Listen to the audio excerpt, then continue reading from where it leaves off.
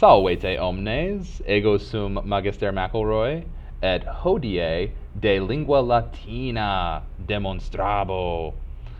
Hi everyone, I'm Mr. McElroy. Today I'll make a demonstration about the Latin language.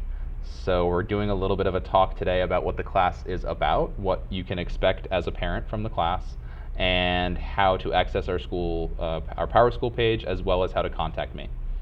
So let's start by just saying the overall goal of the course is to teach students a little bit about Latin and where it happened, as well as when it happened.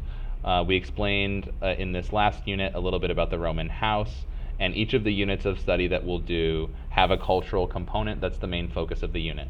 So where stage 1 was Domus Romana, a presentation about which we'll get to in a minute. Unit 2 will be about the Roman family and also a little bit about how families greeted visitors. So there'll be a visitor who comes to the house, and we'll talk a little bit about how that process took place, the hospitality arrangements, and so on through the rest of the units that we have for this year.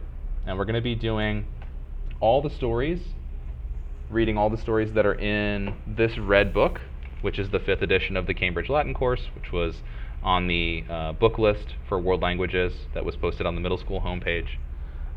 So we are in the process of starting the first chapter of that book. We just started with the book last week. And we're going to stay, by and large, working on that book for the remainder of the year. So, having said what the overall goal of the course is, get them familiar with Latin, get them familiar with who the Romans were, and a little bit about what their culture was like, as well as their language. Let's take a look at a typical lesson. This was given in my class just last week. So here we're learning the names for the rooms of the Roman house, and I'll just very quickly take you through what they learned. I'm not going to give you exactly the presentation that I gave them because I know our time is short, and this usually lasts for about half an hour when we go through it with the students. This is a very basic floor plan. I always make sure to remind them that no two houses look alike, and I cannot do anything but a kind of a muddled, mixed up, and utterly inaccurate floor plan. I have to kind of change all of the details as they existed to make it fit on a piece of paper. But remember, every house is different, so this is just a generic floor plan that I'm giving. The Janua is the door. It's the one that you would walk through, and it was often, especially in wealthy households, was often very heavily decorated. So it would have been a very ornate, large wooden structure in the front, the door. Many of the shops, especially the ones that were in the city, had a taberna, which is like a shop in them. The merchant would be renting out the shop from this house, and you notice that it has access only to the street, not to the house, right? The door here goes out to the street. Atrium is the reception room in the middle of the house. It's the main meeting room for any guests who might arrive. Bedrooms, or cubicula, are stationed all around the atrium, and I always make a point to the students that bedrooms at this time were not for hanging out in.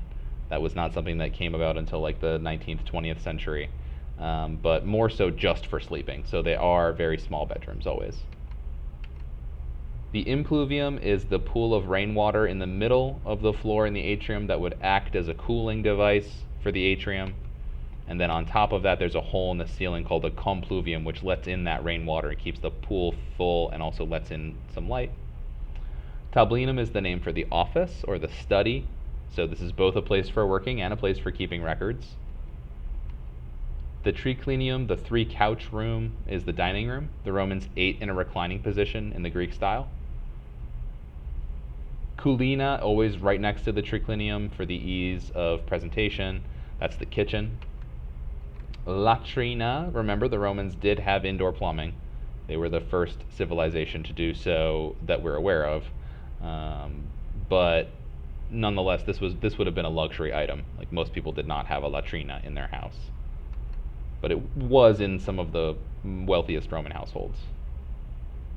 Next one is the lararium, or the family altar, usually in the back of the atrium in one of the wings off to the side. This is for ancestral gods, the gods of your ancestors, as well as other deities that might be important to worship for your job. Like, let's say you were a farmer, well, you might have a statue of Ceres in your lararium. She's an especially important goddess if you're a farmer. She's the goddess of grain.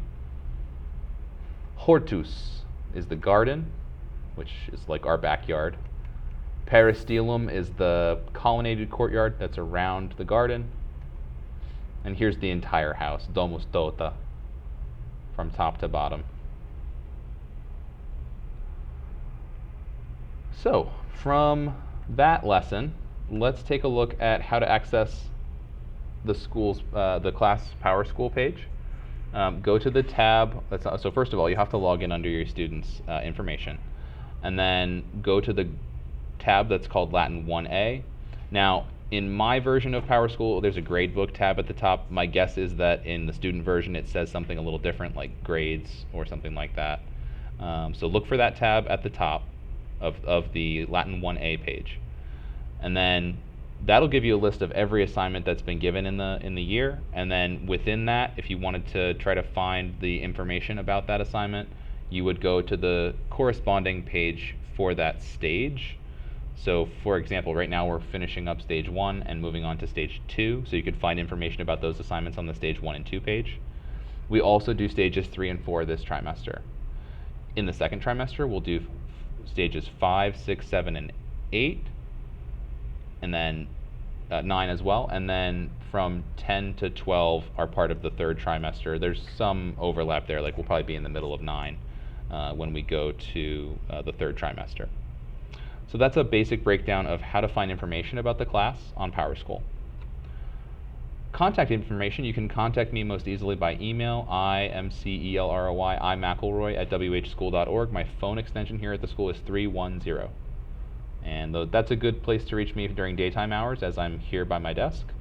And if it is after hours, feel free to leave a message on that extension. I'll get back to you as soon as I can.